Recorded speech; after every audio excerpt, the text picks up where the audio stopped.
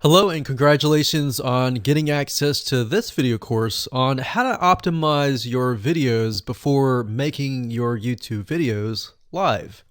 So this is video number 1, which is the introduction to YouTube search engine optimization.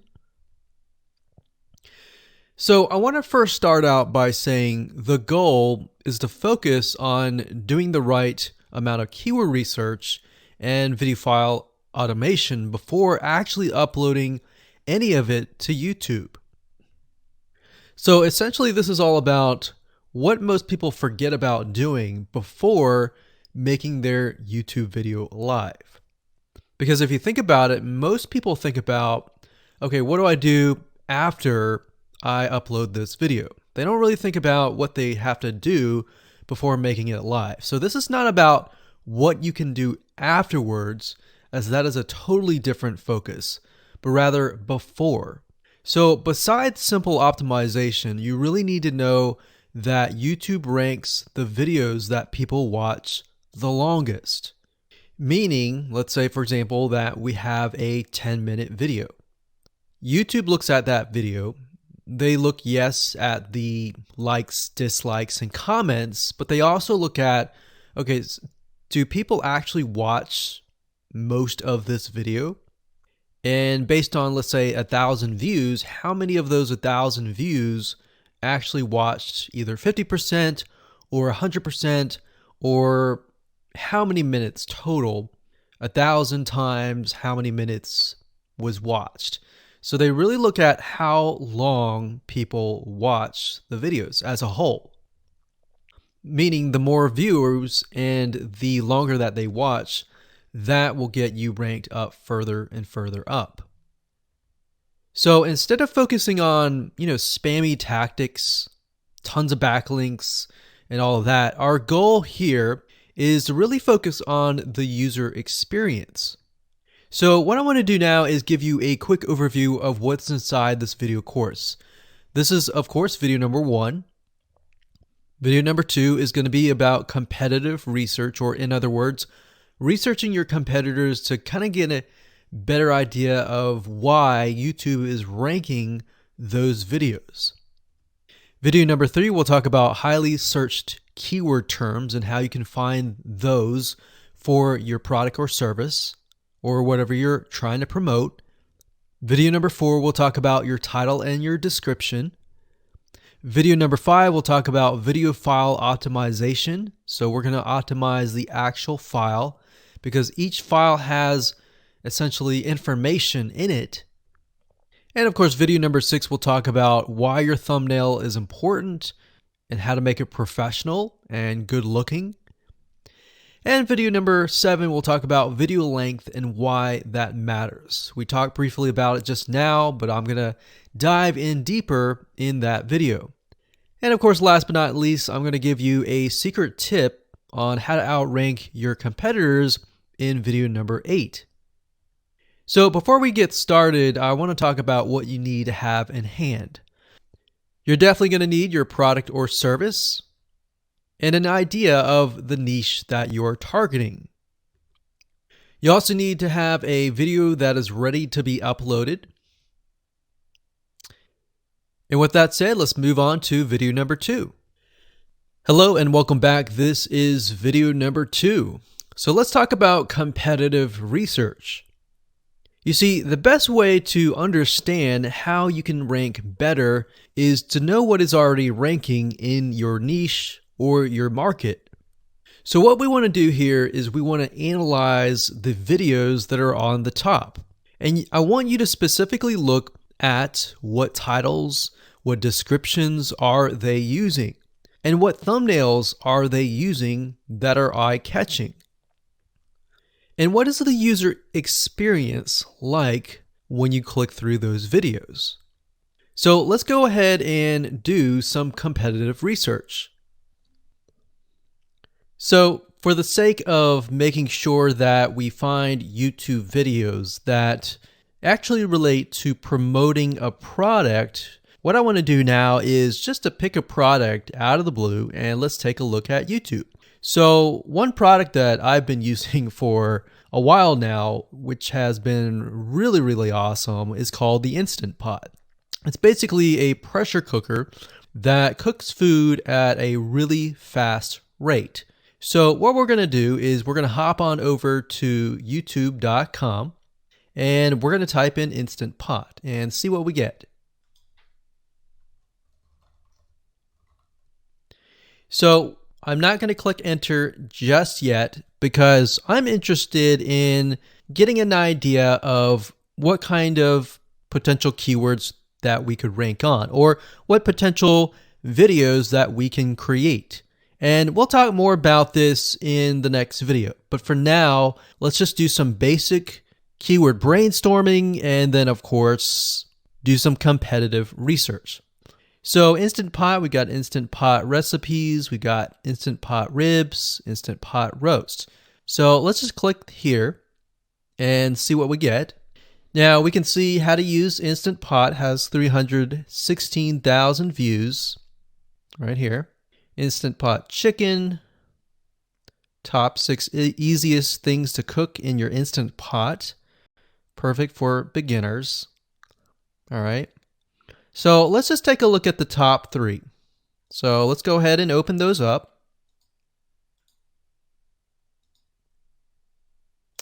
And let's analyze them. So the first one is this one here. And let's pause the video. We'll skip the ad. All right.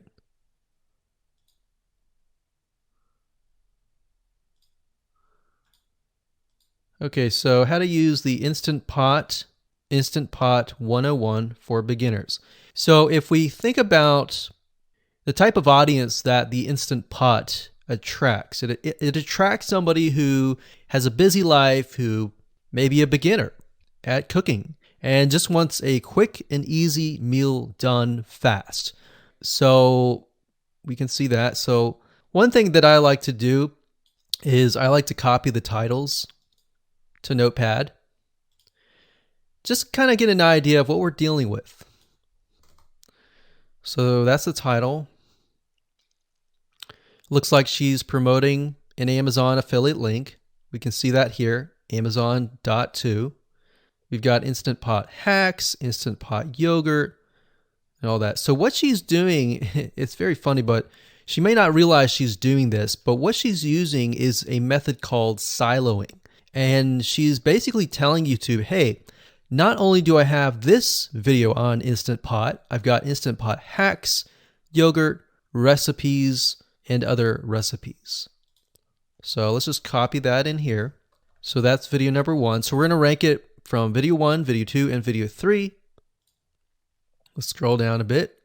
We've got 373 comments. I will say when it comes to YouTube, they're looking for engagement. So comments is good, likes are good, even dislikes are good as well. Even though dislikes are bad from a human standpoint, it tells YouTube that there is engagement. All right. So sometimes we're going to be able to view, we can't do it here, but sometimes you'll actually be able to view more data. But for now, you can't hear. Now, we can actually dig deeper if we want to. So let's just take a look at Natural Brittany's YouTube channel.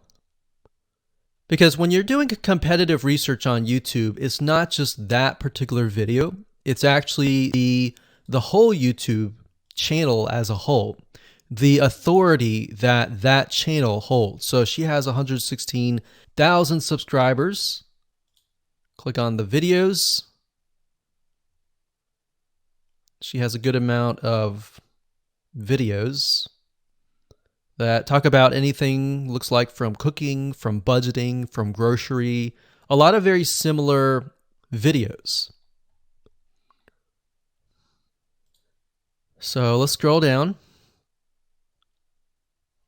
And now let's go ahead and take a look at the second highest ranking video. So if we go back over to here, and this is the Instant Pot chicken, cook with me, meal planning, meal prepping, Sunday setup. So let's go here, take a look.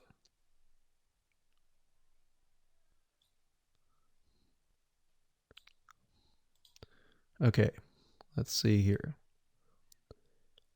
So it's a 20-minute video, all right? And it has 658 likes, 5,000 views. If we take a look at this video here, this has 320,000 views and 7,000 likes. Now, notice how it says 13 minutes here, and notice how it says 20 minutes here. We'll go back to this later on. All right, so we'll talk more about why a certain amount of time of your video is important, why the timing is important. And why is it that this lady has only 5,000 views, whereas the other lady has 300,000, and this lady is ranked right below that lady? All right. So why is that important? And why does that correlate to the time? So we'll talk more about that later on. But for now, let's just do competitive research. We're not trying to figure things out right now and go from there. So if we take a look at the description, it says cook with me as I try a new recipe with Instant Pot. So the description contains the keyword. Sunday setup. Looks like she's got some Amazon links. And if we think about Instant Pot, who could it be targeting? All right, so this lady calls out people who are trying to prep on Sunday. So if we can get an idea of who it's targeting mothers, it's targeting people who are busy, who maybe only have time on Sundays to set things up. And chicken is a common thing, so maybe she's getting a lot of clicks. We don't know exactly, but we know that the headline and the description work together and getting clicks. All right, back over here, this is the third one. So let's take a look at this one. So this one is 8 minutes, but it has a lot more views than those other two videos, but it's shorter. It's shorter, but it has longer amount of views and it's third. It's got 11,000 likes and 633 dislikes. If we scroll down, we can see that it has more comments than the first one. So why is it that the first one is number one and this one is the third one and it has more views and more comments? Well, we don't know exactly why, but I have a hunch as to why that is, which we'll talk more about ranking and what Google and YouTube is looking for later down the road. So that's that. Let's just copy that title. And I'm going to go ahead and pause this video and we'll copy and paste that information to the notepad. Okay, so I went ahead and copy and paste the information. So this is video 1, this is video 2, and this is video 3 down below. So let me make this bigger so we have this information. So as we're kind of analyzing the competitor, we want to save this for later, but can you kind of see a similarity here? So this is calling out the target audience. This is calling out the people who are busy essentially. And top 6 ways, top X ways, top certain number ways is always a good title. So perfect for beginners. So if you can imagine, we already see that this title has beginners. This one's calling out perfect for beginners. And this one essentially is calling out people who are busy. So it's a target audience.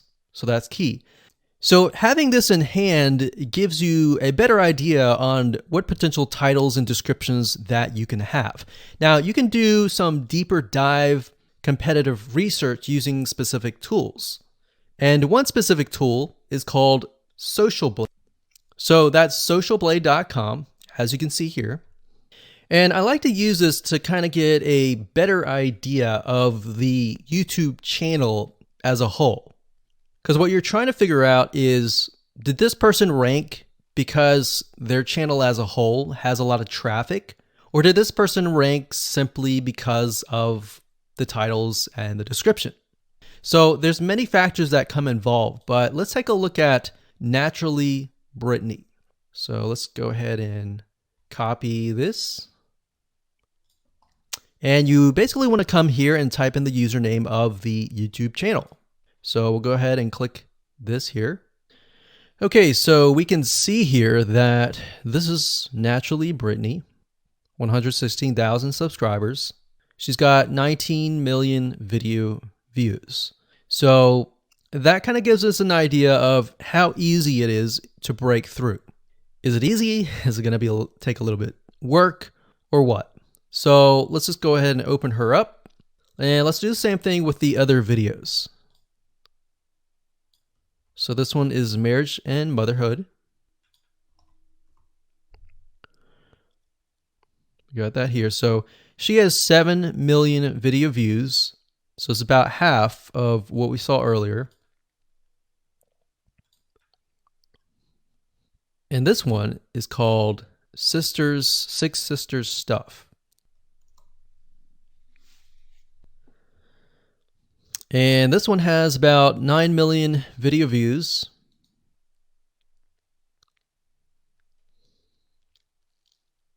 So right off the bat, we can see that if we were to rank on the keyword Instant Pot, it's going to take a lot to break through. But the way we can break through is by using essentially subcategories of that keyword. So Instant Pot recipes or Instant Pot chicken recipe, stuff like that. So we can see that each one of these has about 100 to 200,000 subscribers. So you're going to have to be competing against that. Now, obviously, if you have a good size YouTube channel, that will usually mean that you can break through fairly easily. But if you're just starting out, then breaking through on that keyword is going to be a little bit more difficult.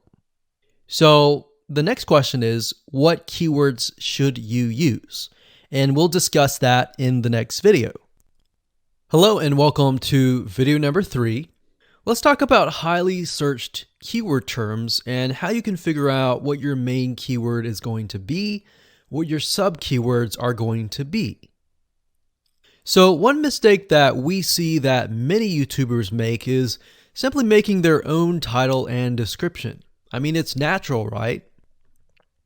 But instead of deciding what you think will work, why not use what is already working and do some simple keyword research that's not going to take a lot of time, and this way you'll be able to have the right information that will help you rank on the right keywords. Now the big question is, well, how do I find these keywords? So the best way to find highly searched keyword terms is to look at the Google suggested keywords. And they are suggested for one reason, because they are used a lot. So let me show you how to find them and what they look like. Okay, so from analyzing the previous videos with the top 3 videos to kind of get an idea of what the titles were, what the descriptions were, if we look at the 3 and we refer back to this, the question is, what are the commonalities between the titles? Obviously the keyword Instant Pot, but we also notice that the top one and the third one, they all have the keyword beginners. So beginners in Instant Pot. Instant Pot for beginners, all right? So if we go back up here and we go to youtube.com and we type in Instant Pot, what do we get? So when you have a drop down like this is what we call the suggested keywords. And you'll see this in Amazon.com, you'll see this in Google.com and other major search engines. And what this is high demand and highly searched keyword terms. So in other words, if a lot of people are searching for these keywords, then they'll show up in the drop down menu. Right? So Instant Pot chicken happens to be a very highly searched term. And take a look at this. This one is related to Instant Pot chicken. So that means there's a lot of people searching for Instant Pot chicken. And that might be why this second video is ranked so high. Let's scroll down and take a look. So as we're scrolling down, I also want you to kind of keep an eye on the thumbnails because the thumbnails are key. So we got top 6 easiest things to cook in your Instant Pot. And I'll say, as an Instant Pot user, I really didn't know what recipes were out there that would fit the Instant Pot. Because the Instant Pot, the way it cooks is it pressurizes the food, and you need a little bit of liquid inside it to pressurize. So what I was doing is I was looking for recipes that were specifically made for the Instant Pot. So a lot of these people that are coming here, they don't know. They're just looking for recipes.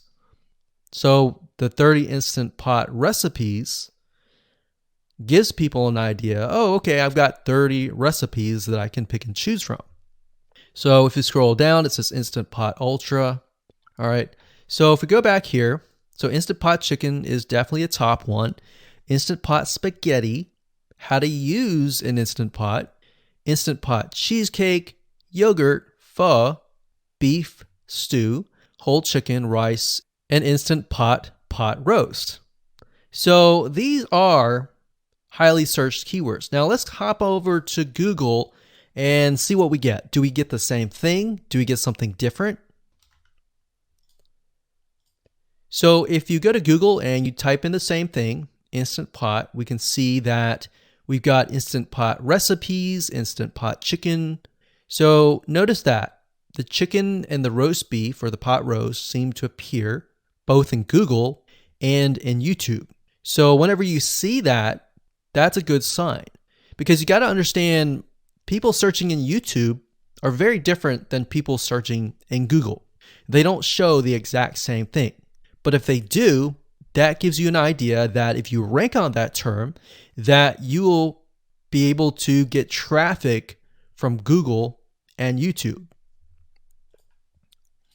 Okay, so let's go back here. So Instant Pot Chicken.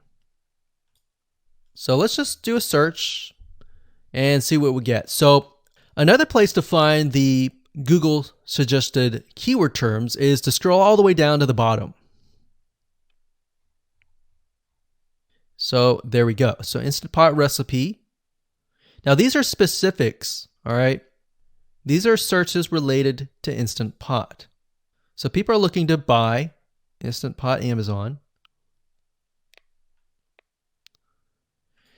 So let's just type in Instant Pot Chicken and see what else we get. So if you notice, when we type Instant Pot Chicken, it gives you a more detailed view of the other keywords that are related. So for example, Instant Pot Chicken recipes, chicken and rice, chicken noodle soup, chicken thighs, chicken bog, chicken breast recipes, chicken wings, and chicken and dumplings. So let's go over here and see what we get.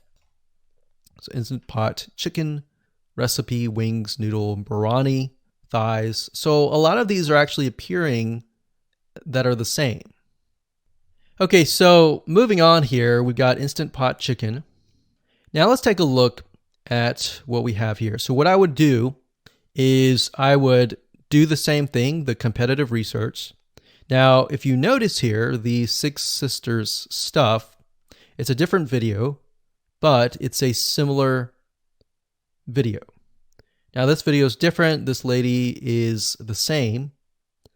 And that's another thing. So if you rank high on the main keyword, then you could potentially rank on the other smaller keywords as well. So that gives you an idea of what content to create and what keywords to target. So we could potentially make it about Instant Pot Chicken. And what I would do is go back here. Let's say we want to title it the Instant Pot Chicken. What I would do is I would scroll here and take a look at questions people are asking. So how do I cook chicken and potatoes in Instant Pot? How long does it take to cook chicken pot, Instant Pot? We scroll down, and what I would do is grab these keywords. So I would grab these keywords.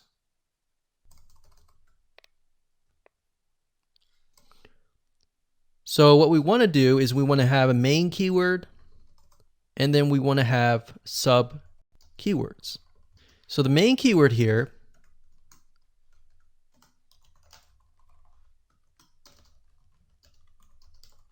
would be Instant Pot Chicken. And then the other ones would be Instant Pot Chicken and potatoes, and all the rest here. So having these in hand will give you a better idea on how to go about creating your titles and your descriptions so that you can target specific keywords, and that you're not like any other YouTuber who is simply making up titles and descriptions just out of your head. So this way you can be strategic and rank effectively. Hello and welcome to video number 4. In this video, we're going to talk about your title and your description. So let's take what you have gathered in the previous video and let me show you how to properly create your titles and descriptions. So when it comes to creating titles and descriptions, we simply need to do what we did in the previous videos, which was the competitive research. And as you can see here, we have the videos 1, 2, and 3, the top number 1, number 2, and number 3. And of course, we have the main keywords. So we have this main keyword here. So that's definitely going to be in the title. And then of course, if you noticed, the target audience was beginners. So essentially what you're noticing here is that people are calling out the audience, and then of course they have the keyword in the title itself. And then of course you want to make sure that title, main keyword, and target audience is also going to be in your description. Now what I like to do is I like to go look at magazines in that niche. It doesn't necessarily have to be exactly, in this case, Instant Pot, but it needs to be somewhat of that genre. Now, one thing that I noticed was when we took a look at the Instant Pot chicken, you could write out something like top 6 easiest things. So instead of things, you could say chicken recipes or pot roast recipes to cook in your Instant Pot. Or you could say something like Instant Pot chicken dash top 6 easy recipes, or you could use a number. People like numbers, especially knowing that somebody gets an Instant Pot for the sake of saving time. You could say top 6 easy chicken recipes that take less than 30 minutes. Now obviously that's a little bit long, so let's head on over to Google here. So like I said, I like to use magazines. Magazines do a great job in creating titles. So as you can see here, I typed in Instant Pot magazine. And to the right, you'll notice that there's Instant Pot all-time recipes. So let's just go ahead and open that in a brand new window, like so. So it looks like we have to pay, but let's just go ahead and click the free sample. So we can see Instant Pot's all-time best recipes. So you could do something like all-time best chicken recipes, or Instant Pot dash all-time best chicken recipes, or all-time best chicken Instant Pot recipes. So obviously here we're not going to copy word for word because that's plagiarism, but we're going to use something different. We're going to tweak it around. What we're looking here is for headlines. So let's go back here. So it says everyday Instant Pot, 115 delicious, family friendly pressure cooker. So we can say everyday Instant Pot, 6 delicious family pressure cook recipes. So everyday Instant Pot chicken, as long as the word Instant Pot chicken is in there. So we got 66 Instant Pot recipes that put your pressure cooker to work. So we could say something like 6 Instant Pot chicken recipes that take less than 15 minutes. And yes, believe it or not, Instant Pot can literally cook something like a pot roast within less than an hour, or sometimes half an hour. Because it's a pressure cooker, it cooks a lot faster. So that's what I like to do, is I like to take a look at magazines. So it doesn't necessarily have to be Instant Pot in this example. It can be another food magazine. So essentially that's how to create the titles. As far as the description goes, if you take a look at what they've written here, the first one that's ranking really well, as you can see here, we've got Instant Pot 101 for beginners. So you'll notice that they are trying to target the keyword Instant Pot 101 for beginners. So they've stated that in the title, and they've also put it in the description. So it says everything you need to know about how to use the Instant Pot in a beginner Instant Pot recipe. So notice that they use the keyword beginner Instant Pot twice. And then, of course, they got Instant Pot hacks, Instant Pot yogurt. And what they're essentially doing here is they're linking to other related videos. Now, Google's smart enough and YouTube's smart enough to have an algorithm to read the description and think, okay, they've got other videos that they've created that are related to Instant Pot. This video must be good, or this channel must have a lot of relevant information. So we're going to rank it a little bit higher because it's going to give people what they want to see. So now we look down here, it says Instant Pot Chicken. So this is the lady who is ranking really high on Instant Pot, but also Instant Pot Chicken. So it says cook with me as I try a new recipe with my Instant Pot. So we can see the keyword Instant Pot here. And as you can see, the description is really written for the user, but it contains the keywords that are necessary. So you don't need to write something like Instant Pot Chicken or something that's just a bunch of garbled information. You want to make sure that the title and the description attract people first and foremost, and then embed the keywords within. So the third one, we've got top 6 easiest things to cook in your Instant Pot, perfect for beginners. So it says, today I'm sharing with you the 6 easiest things to cook in your Instant Pot. So you can see here, the title is here, but the title is also in the description. It says, now these are perfect if you are just starting out or even had the Instant Pot for a while. So you can see the keywords that are embedded, but it's really written for the user. And that's the way it should be, because the title and the description will actually show up in the YouTube search engine, as you can see here. So we've got the title, we've got the description. So we want to make sure that the first sentence in your description is catchy as well. Hello and welcome to video number 5. Let's talk about video file optimization. Did you know that all files contain data that tells YouTube what your video could be about? Let me show you. Okay, so the way that YouTube gets an idea of what your video is about is by transcribing it. And for the most part, it can usually figure out what your video is all about if you have voice and speaking in it. Now, you can go one step further by adding what we call video file metadata. It's very similar to a website metadata. So for example, if you right click on any website and you click on View Page Source, up at the top, you're going to see a lot of what we call metadata. So right here, we can see the name, the title, the description, and all that information. So what that does is it tells Google essentially what your website is all about. So very, very similar in this case of what we're doing here.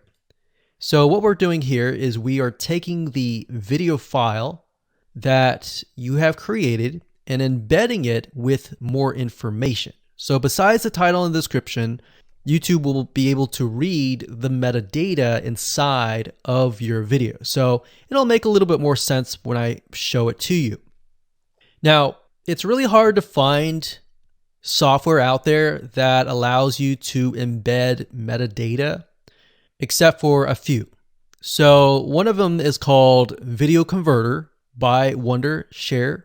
and that is videoconverter.wondershare.com. That's videoconverter.wondershare.com. So if you go here and you go ahead and download up at the top, you will be able to embed metadata. In fact, we're going to be using that for this particular video. Now, there are other software out there like the Adobe Bridge software, which allows you to embed the metadata into your video.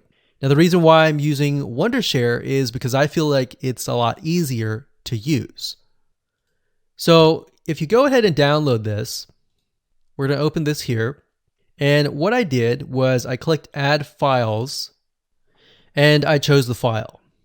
Now, there's a lot of things that you can change about the video, but what we're particularly interested in is this eye icon right here. So click this eye icon, or letter I here, and you're going to see that it says name, language, episode name, actors, director, screenwriter, tagline, and description, and comments. So what I recommend is you try to complete this as much as you can. So episode name, actors, so that would be whoever is in the video, the director, the screenwriter, which could be you, and then the tagline. What I would do is the tagline be your title, and then the description be your description. So whatever you're going to upload to YouTube, put this as a title and put this as a description. And then for comments, I would put something like keywords. And all you have to do is click save, convert it, and done. That's the reason why we're using Video Converter, because it's just so much easier. With Adobe Bridge, it's easy too, but there's a lot of more options and very easy to get confused.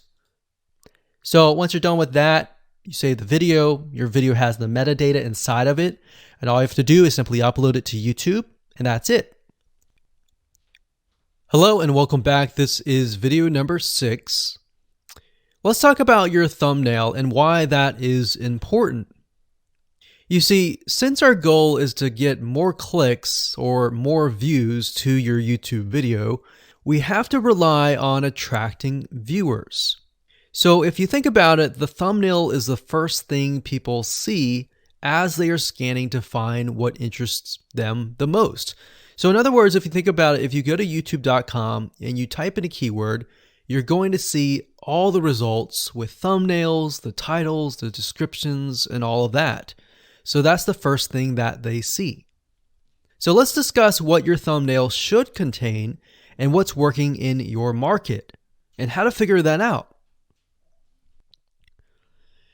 So when it comes to having a thumbnail, you want to make sure that it is eye-catching, meaning it shows somebody what they want. So if Instant Pot Chicken is your main keyword, you want to make sure that your thumbnail has something in it that entices them. So it's good to have the keyword or the title in it. So you can see right now the way YouTube works is they have an initial title or an initial thumbnail, and then after that you can see motion. So if I put my mouse over it, you can actually see part of the video, which makes it a lot more engaging. So as we scroll down, the initial thumbnail that this woman uses is the Instant Pot. And then this one here, it says Instant Pot recipes. So Instant Pot. So we can see the ones at the top definitely have the Instant Pot in it, or a word that's chicken, or a picture that has chicken in it. So it fits the keyword. Now, if you're not a professional, thumbnail artist or anything like that, there are different sites that you can use to get these created. Now, bear in mind that you never want to use a thumbnail that is clickbaity or that lies to somebody, because if they click on it and then the video is nothing like the thumbnail, then guess what? You might get tons and tons of clicks and perhaps views, but you're not going to get people watching your video, which is very, very important, which we'll discuss in the future videos. But for now, there are different elements that you need. So what I recommend is you go to a site called creativemarket.com. That's creativemarket.com. There are other sites like graphicriver.net, but over time we've realized Creative Market has a lot of really good designs. So what we can do here is in the search box, we're going to type in YouTube thumbnail. And we're looking specifically for templates that we can use for the thumbnail. So it says YouTube thumbnail pack. Let's go ahead and open that. There's one here. There are end cards, but that's a little bit different. That basically comes at the very end of your video. So we got urban thumbnails, different types of thumbnails. But the reason why I like Creative Market is buying templates for specifically YouTube thumbnails is going to make your life a lot more easier, especially if you can make it professional. The more professional it looks, the more professional your viewers will click through. So if we click on this, we can kind of get an idea of what we're dealing with.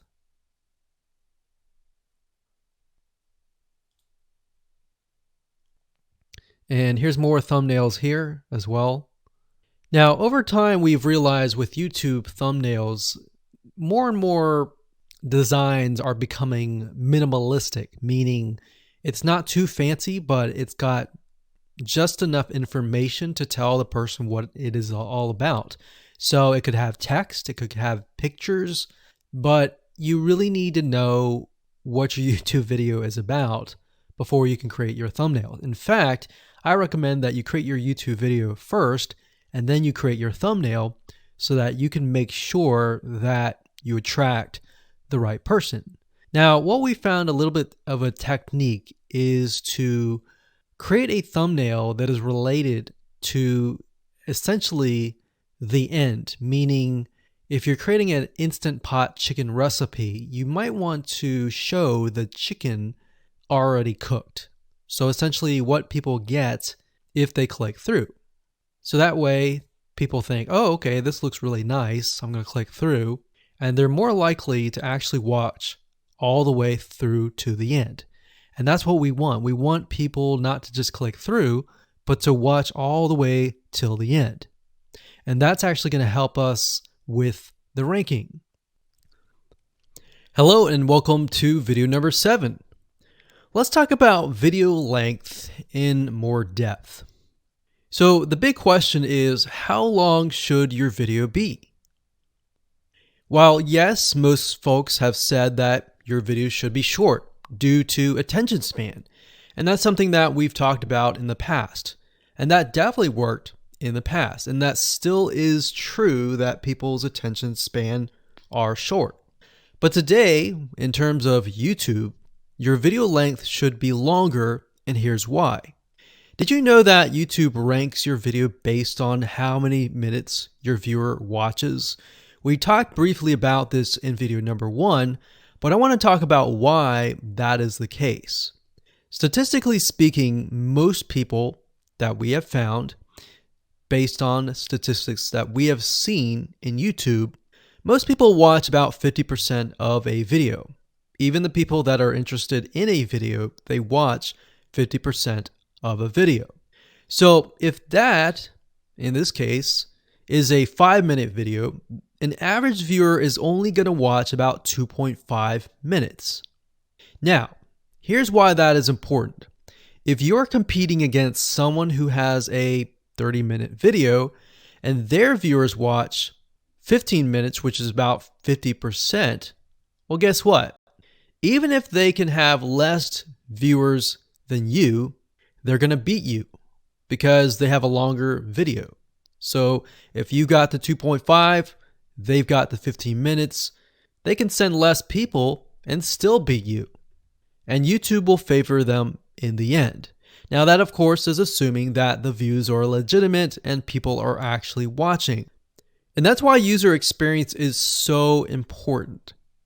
So to give you some real life practical application, let's hop on over to YouTube and I'm going to show you proof that this works. Okay, so let's take what we learned and what we just discussed and apply it to some real life practical application. So if we head on back over to youtube.com, we type in the keyword Instant Pot recipes, we can see this one, and this one. So let's go ahead and open these up. So we got this one, and this one. So that's 1, 2, and 3. The first one has about roughly 8 minutes or 9 minutes. We'll say 9 minutes. The second one has about 27 minutes. And the third one has about 20 minutes. Okay. So essentially the second and third have about double the amount of time. So like we talked about, most people watch about 50% or less, and then they quit. That's the average, right? So if that's the case, this person here, even though they have more views, see that? 800,000 views, even though they have more views, they're competing with somebody with a 30-minute video. Essentially, it's 27 or 28, but close to 30. So if we round that, we'll just say this is 10, this is 30, and this is 20. All right, so let's keep it at even numbers. So if that's the case, there's 4 minutes here, 15 minutes here, and 10 minutes here. So this means that the person with the less amount of minutes, they're going to need a lot more views and a lot more people watching it. So in total, if this person has, obviously this person's number one, but what I'm saying here is because YouTube looks at how many minutes are watched, if this person had 800,000 views, and this person had only half of that amount, but had more than double this amount, this person right here would most likely rank higher. So see that? Only 100,000 views, 15 minutes. This one here, 20 minutes, only 6,000 views. So you might ask, well, shouldn't this be maybe number one? Not necessarily. If we really look at it, so we've got 800 times 4 minutes, and that's not going to be exact. I mean, we could even take 500. And this is definitely going to be number one. And this is definitely going to be number two based on the information. But this person, because they have a long enough video, even though they have less amount of views, they're still able to rank pretty high. So this is based on one of our YouTube channels, which has over 9 million of minutes watched. And based on that, that's what we've seen. Now, there's other factors like likes, dislikes, comments, and other things like that, titles and descriptions. But that's a big, huge ranking factor because it legitimately tells Google and YouTube, hey, this YouTube video is legit. Not only people are clicking on it, they're actually viewing it. And they're viewing at least about 50% on average. So that's why the video length is important. Now, you don't want to make a long video just to make a long video. You might want to make a video that has really good content. And that's the goal. It's not based on spammy backlinks or anything like that. It's based on providing real value. Hello and welcome to video number 8. So just want to say congratulations on reaching the end of this video course. We're going to talk about a secret tip that you can use to outrank your competitors. So we briefly talked about why having a longer video was important, right? So one secret tip that we can give you is that what we have found that works is the following. Longer videos in the sense of live streams, which means you get on YouTube and you talk to people live. You have webinar replays and videos where people expect them to be longer. So in other words, people are expecting these to be longer. If you make a normal video that people expect to be 5 minutes and you make it an hour, then you're not really going to hit that 50%. But when you have a live stream or a webinar replay, Usually people typically expect it to be at least 1 hour. So because people expect it to be 1 hour or longer, they expect to take time out of their busy schedule to actually watch your longer video. And what we found is these work really well compared to the average video. So let's discuss what you need to do in terms of software or even web applications that you need to create live streams and webinar replays. So in order to create a YouTube live stream, you're going to need to have a broadcasting software. There are many. You can go to YouTube and type in live stream, how to set it up, and there's a lot of videos on that. But this is one particular one that we have used and that has worked really, really well for us. It's called Open Broadcaster Software, and it's free, best of all. And that is located at obsproject.com. So as you can see here, there is versions for Windows, Mac, and Linux. So it's simply as easy as downloading and you can start streaming. So the reason why you need this software is basically what it does is it connects to the YouTube live stream system. And when you're ready, you click record and you're good to go. Now, I'm not going to go in depth on how to use this product just simply because there are so many different options and so many different ways of using it. Now, like I said, the tip is when outranking your competitors to have longer views. This is good for kind of a face-to-face talking head type long video. Now, if you want to use a camera, you can do that. If you want to do something like screen capture, meaning you're going to show your screen, then you're going to want to use something like GoToWebinar. And you can go to gotomeeting.com/webinar to do that. Another tool that we have used, which as of now, it is free, and who knows, it could change. So GoToWebinar does cost money, but it's a nice way to kind of engage with people. So this is the route that I would go if you are engaging with people.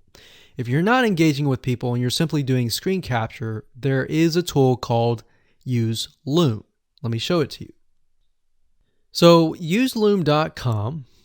Loom is essentially a Chrome plugin, and what it does is it allows you to record your screen. It's super easy to use. In fact, it's super, super fast.